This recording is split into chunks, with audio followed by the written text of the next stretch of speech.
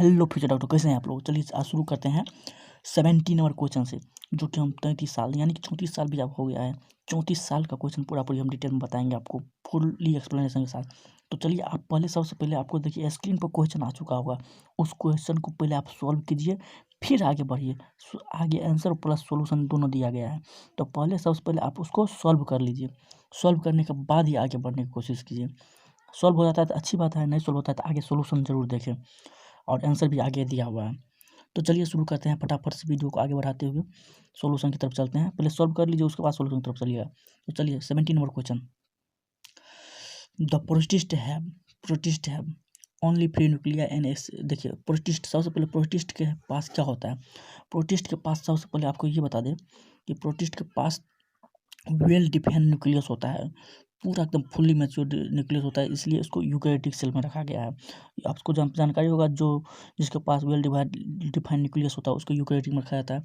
तो इसके पास well defined nucleus था इसलिए, और मेम्ब्रेन बॉन्ड ऑर्गेनेल्स वो भी है, तो इसलिए उसको किस में रखा गया है, किंगडम प्रोटिस्टा में रखा गया है, जो कि यूकैरियोटिक है। तो क्या दिया हुआ है, तो only free nuclear and aggregates, सिर्फ फ्री न्यूक्लियर और एग्रीगेट्स। फ्री न्यूक्लिक एसिड, उसका न्यूक्लियस फ्री नहीं है, उसका न्यूक्लियस क्या है, मेम्ब्रेन बॉन्ड है, फ्री न्यूक्लियर नहीं है उसमें। उसके पास क्या है, membrane bond nucleoprotein laying embedded in cytoplasm, जो कि पूरी तरह से मेम्ब्रेन बॉन्ड है और साइटोप्लाज्म में एम्बेडेड है, मतलब उसमें डूबा हुआ है। Gene containing nucleoprotein condense together in loose mass. अब जीन कंटेन न्यूक्लियोप्रोटीन है, लेकिन जीन कंटेन लूज मास के थोड़ी वो तो टाइटली बॉन्ड, मेम्ब्रेन बॉन्ड और न्यूक्लियोप्रोटीन है, मेम्ब्रेन के साथ बॉन्ड है, लूज मास के साथ नहीं। Nucleoprotein in direct contact with rest mass of cell substance, मतलब direct contact with rest mass of cell substance, मतलब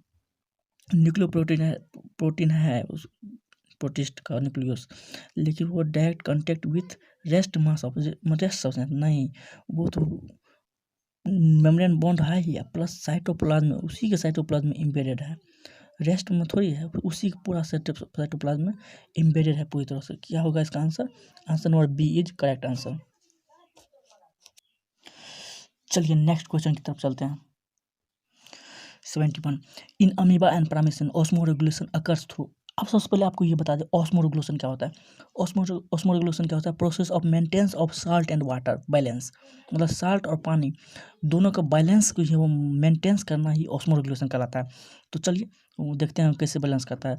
वाटर को कैसे बैलेंस करता है, तो वाटर मूव, इसके लिए आपको ऑस्मोसिस समझना होगा। ऑस्मोसिस हम पिछले वीडियो में समझा चुके हैं, इससे जस्ट पिछले वाला वीडियो जो देखिए, उसमें हम अच्छी तरह से ऑस्मोसिस समझाए हैं, तो अभी थोड़ा सा समझते हैं।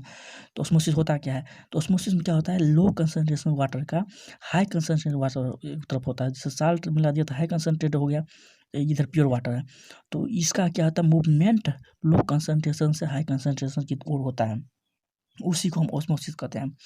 तो चलिए सर, ये तो हमको पता नहीं कि मतलब अब ऐसे बोल रहे हैं कि ऊंची स्थान पर बिना एनर्जी के चढ़ जाना, तो ऐसे कैसे हो जाएगा, ऐसे क्वेश्चन नहीं होगा तो आप पिछले वीडियो जाकर देखिए, उसमें समझ में आ जाएगा, नहीं तो मान लीजिए, नहीं तो देख लीजिए जाकर, तो पिछले वीडियो जाकर देख लीजिए। तो चलिए, तो पानी का मूवमेंट कैसे होता है, लो कंसंट्रेशन से हाई कंसंट्रेशन की ओर होता है। तो सर, तो इसका आंसर क्या, इसका आंसर ये है कंटेक्टल वैक्यूल। आप कंटेक्टल वैक्यूल समझेंगे तभी आपको इसका आंसर समझ आएगा। तो कंटेक्टल वैक्यूल का काम क्या है, कंटेक्टल का वैक्यूल का काम यही है कि वह सेल के एक्सेस वाटर को या हार्मफुल प्रोडक्ट को जो सेल का होता है उसको पंप आउट करना या बाहर फेंकना, सराउंडिंग में फेंक देना, बाहर फेंकना, उसी कंटेक्टल वैक्यूल का यही काम है, एक्सेस वाटर को बाहर की ओर निकालना। तो सर ये तो समझ में आ जाए, तो कंटेक्टल वैक्यूल का काम है कि मतलब एक्सेस वाटर और हार्मफुल प्रोडक्ट को सेल से बाहर फेंकना।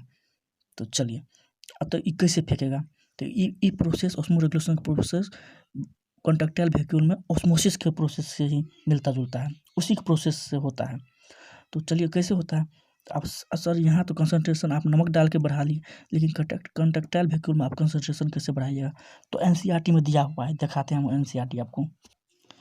देखिए, अब देखिए यहाँ पे क्या हुआ है, vacuole is bond by single membrane called tonoplast. Vacuole को कौन बॉन्ड करता है, टोनोप्लास्ट सेल। अब देखिए tonoplast cell facilitate the transport of number of ions, number of मतलब फैसिलिटेट मतलब एक्टिव मतलब पैसिव ट्रांसपोर्ट के द्वारा, मतलब बिना एनर्जी के जो होता है उस पानी को, मतलब नंबर ऑफ आयंस को उसमें वैक्यूल में डालता है and other material against concentration, मतलब कंसंट्रेशन ग्रेडियंट के थ्रू भी मटेरियल को डाला जाता है, मतलब कुछ आयन को वैक्यूल में डाला जाता है, जिससे क्या होता है, hence their concentration is significantly higher in vacuole.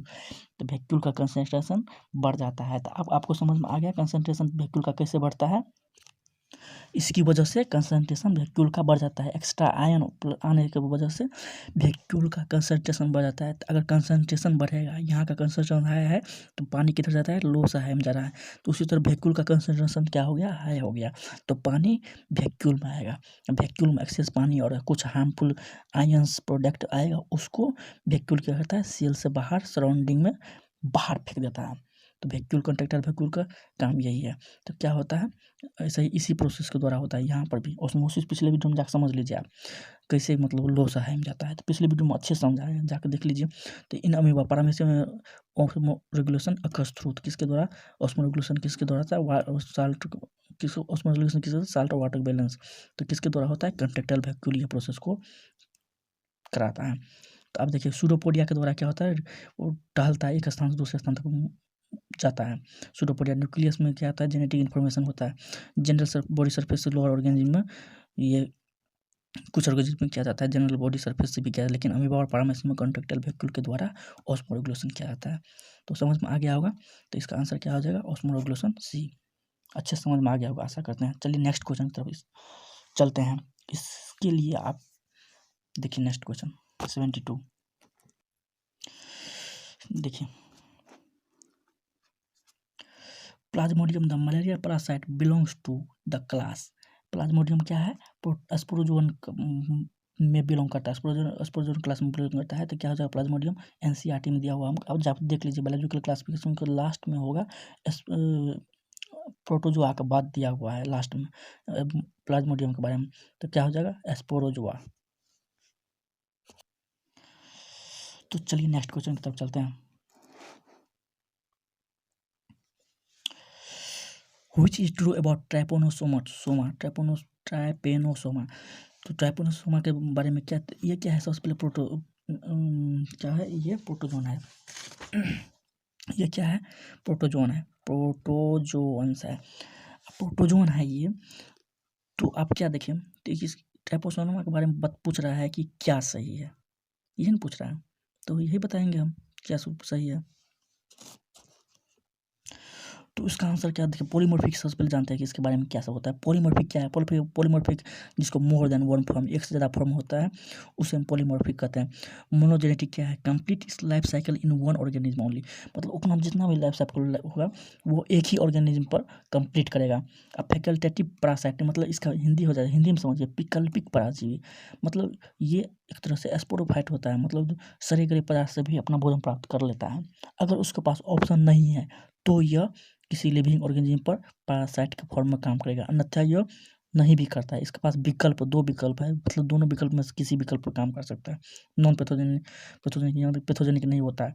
तो क्या हो जाएगा, ये इसका आंसर हो जाएगा, ये पैरासाइट है, तो पैरासाइट है मतलब, तो इसका इस ट्राइपोनोसोमा का अलग एक फॉर्म होता है, एक से ज़्यादा फॉर्म होता है, तो इसका आंसर हो जाएगा ये पॉलीमॉर्फिक होगा इसका आंसर। ट्रू अबाउट, मतलब इसके इसमें से कौन इसके बारे में सही है, तो इसके बारे में यही सही है कि इसके एक से ज़्यादा फॉर्म होता है, पॉलीमॉर्फिक हो जाएगा आंसर। तो आशा करते हैं कि आपको वीडियो समझ में आया होगा। और नेक्स्ट ये देखिए, हम इसलिए एक ही वीडियो में 1 घंटा 2 घंटा वीडियो बना के डाल सकते हैं, लेकिन ऐसा नहीं करते हैं ताकि आप भी बोरिंग ना हो। और इसमें क्वेश्चन लगभग 150 क्वेश्चन है, एक चैप्टर में 150 क्वेश्चन, तो उसको समझाने में कम से कम 2 घंटा 3 घंटा लग जाएगा। इसलिए हम 10 मिनट 15 मिनट का वीडियो बनाकर आपको डाल रहे हैं, ताकि आप रोज़ देखेंगे फिर भी असर नहीं पड़ेगा, आपको क्वेश्चन भी बनेगा, सॉल्व होगा। 1-2 वीडियो देख लीजिए रोज़, क्या जाता है देखने में। तो चलिए, अगर चैनल को सब्सक्राइब नहीं किए तो हम रोज़ वीडियो अपलोड करते हैं, तो सबसे पहले आपके पास आए, तो इसके लिए चैनल को सब्सक्राइब जरूर कर लीजिए, आराम से सब्सक्राइब कर लीजिए, और बेल आइकन घंटा ऐसे होता है टना दीजिए। तो चलिए नेक्स्ट क्लास में मिलते हैं, आज के लिए इतना ही। जय हिंद, जय भारत, पढ़ते रहिए और नीट 2022 को फोड़ दीजिए। तो चलिए, अगर आशा करते हैं समझ में आएगा तो सब्सक्राइब कीजिए, नहीं तो हटाइए, रिजेक्ट कीजिए, कोई बात नहीं। धन्यवाद।